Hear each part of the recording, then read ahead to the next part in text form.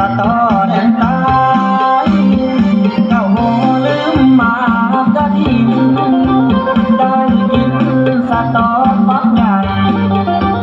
โทรมาหาอายอย่างใดตาเบาไทย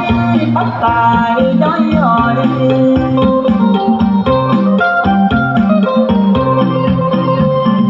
คนเอ้ยคนใจดำคือใจน้องดีดังฟ้าบอกคือคำเล่าจากมาบ้าใจน้องบ่ตุกกันเบียดพันละลา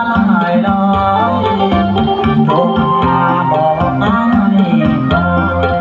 โลดมีจอยคอยกล้าบ่เห็นมา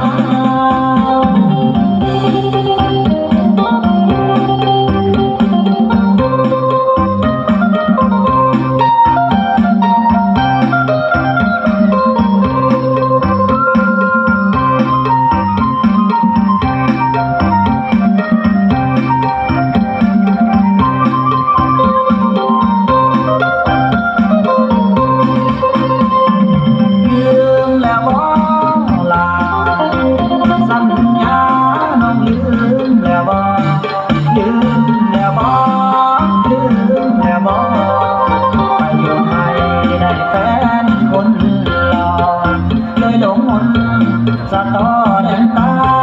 ยเจ้าโหลืมมากะทินได้กิน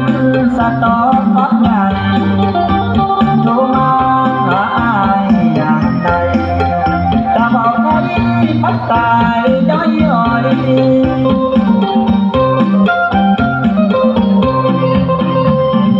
คนเอ้ยคนใจดำคือใจน้องดีดังฟ้าบอกคือคำเล่าจากมาบ้าใจน้องบ่ตุกกันเบียดพันละลายลอย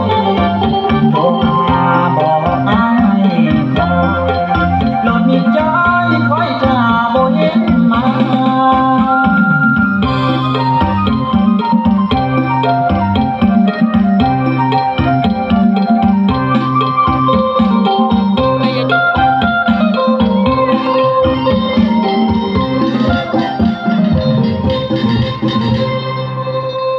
ครับขอเสียงปรบมือให้กับนางรำบาตลกครับเป็น